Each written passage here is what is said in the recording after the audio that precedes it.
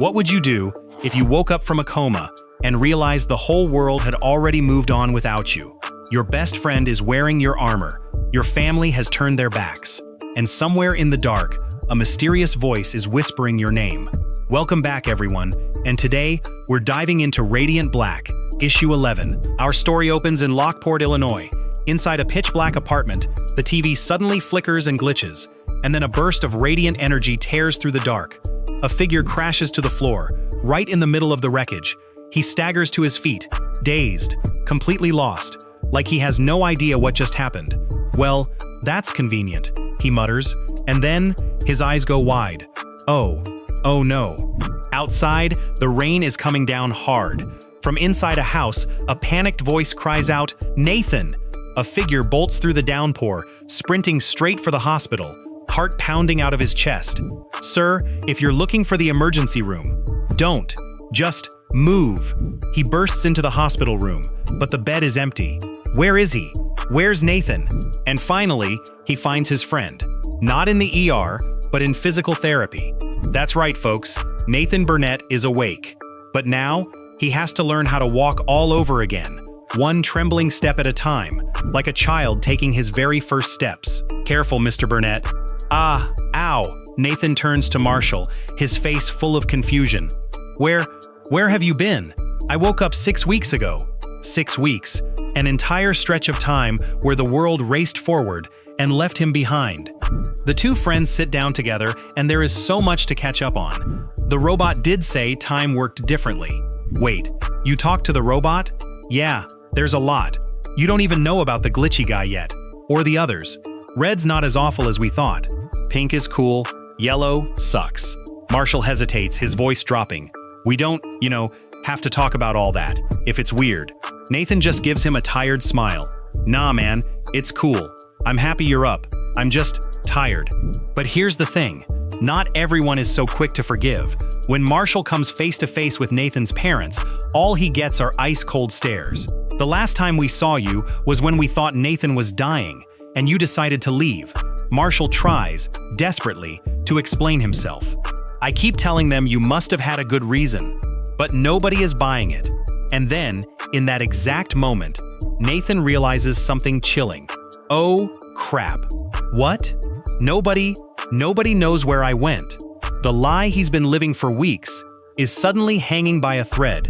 Meanwhile, in another corner of the city, a music professor named Ronza is quietly struggling through everyday life, missing her own class just to make a doctor's appointment. She used to be a brilliant cellist. You played the cello? Yeah, once. Not anymore. A past, left behind. But remember this little detail, folks, because it's going to come back and haunt the entire city. As for Marshall, he gets an offer he can't refuse. Eva, also known as Radiant Pink, wants him to help her hunt down an old enemy. Remember Doppler? She's been on a tear lately. Indiana, Wisconsin, even Michigan. So, you want justice? No, I want subs. But Eva has something far craftier in mind. Live streaming the whole battle on Twitch to rack up subscribers. We could turn the fight with an old nemesis into exclusive Patreon content. Yeah, being a hero these days sometimes means thinking about the view count first. But come on, life is never that easy. At the gear rental shop, everything's out of juice. We were super clear, the rental only includes one charge a month. But it's dead. I need working gear. Turns out, even superheroes have to wrestle with bills and medical debt. And their power? It comes from tech that controls ultrasonic waves, turning sound itself into a weapon, and wielding it like an instrument. And then, the chase is on. Two heroes go streaking across the Midwestern sky. Pretty sure we're heading into Wisconsin, and we've seen nothing. Time to turn around? Meanwhile, the audience on the live stream just keeps demanding cheese. But even mid-chase, Marshall's mind is heavy with thoughts of Nathan. He's learning to walk again. He's gonna be okay. It just feels weird. Because you've been Radiant Black longer than he ever was? And at last, the prey appears. Doppler, Eva's mortal enemy. Funny how we keep meeting like this. A ferocious battle erupts in the heart of the city. Wham, wham, wham. Sound waves blast outward like bombs, shredding everything in their path. Doppler hits back like a thunderclap, while the two heroes scramble to open pink teleportation portals, saving civilians from a collapsing building just in time. Are you an angel? Nope, ma'am, just a millennial. The fight escalates. Get in the air, my tempo, please. Crack, boom, an entire armored truck is hurled into the sky. Doppler backs the heroes into a corner. It's getting tense, but in the end, teamwork turns the tables. Whack, play nice. And when the mask finally falls, the truth is laid bare. This terrifying enemy is just a lonely girl. Wait, I did all this for you. I just wanted to play again. Behind those devastating attacks was a lost soul, craving one simple thing, a friend. And now comes the hardest question of all. After taking Doppler down, the two heroes stand over the money she stole. Keeping this cash doesn't feel right. Should we call the cops? You think the cops like us? Read Twitter, they hate us. They hate you. In the end, they choose to believe that everyone deserves a second chance. I hope that was the right thing to do. But doing the right thing turns out to be so much harder than it looks. Back to everyday life, Marshall and Nathan finally find a rare moment of peace.